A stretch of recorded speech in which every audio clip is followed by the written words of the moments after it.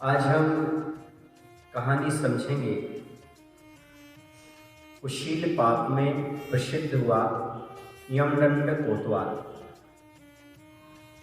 संसार में प्रत्येक प्राणी अपने जीवन को जीना चाहता है, लेकिन पर की अपेक्षा रख करके जिया करता है। उसके जीवन में कर्म के उदय से ऐसी परिणति हो जाती है, वह वासना से दूर नहीं हट पाता और कभी कभी वह वासना इतना अधिक पाप का रूप ले लेती है कि संसार में बहुत ही अपमानित होना पड़ता है। तो ऐसे कुशील पाप में प्रसिद्ध यमदंड कोतवाल की कहानी है।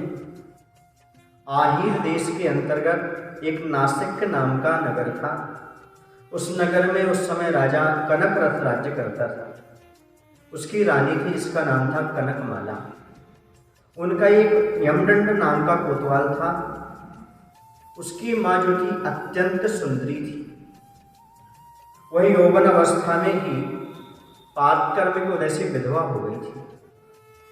इस कारण से उसका मन चलायमान रहता था और वह पर पुरुष के संपर्क में आने लगी थी।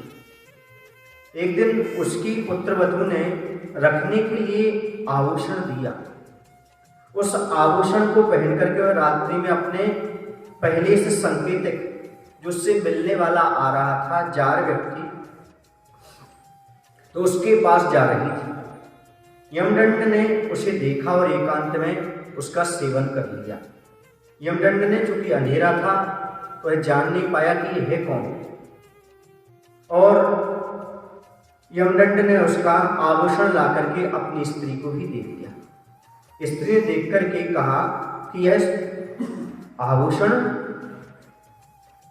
यह तो मैंने अपनी मां को दिया था, यानी सासू मां को दिया, तुम्हारे पास कहां से आ गया।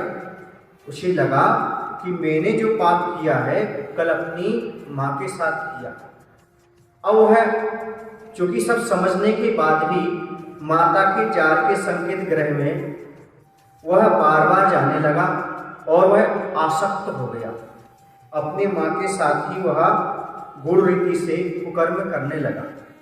एक दिन उसकी स्त्री को जब यह सहन नहीं हुआ तो उसने अत्यंत कुपित होकर के धोबिन से कहा कि हमारा पति अपनी माता के साथ रमता है।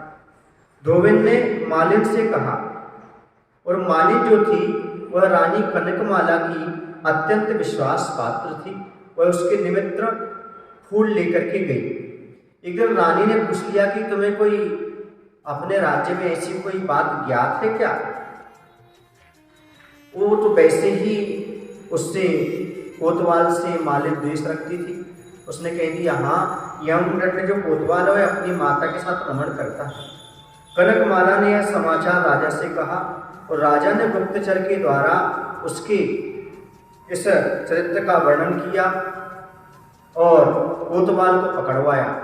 कोतवाल को दंडित होना पड़ा और वह मर करके दुर्गति का पात्र हुआ। यह थी बंधु चतुर्थ अभ्रत की कथा। इस कहानी से शिक्षा मिलती है, हमें अपने मन पर कंट्रोल करना चाहिए और वासना से बच करके भगवान की उपासना में जीवन लगाना चाहिए। महावीर भगवान की जय। आचार्य विद्यासागर जी महाराज।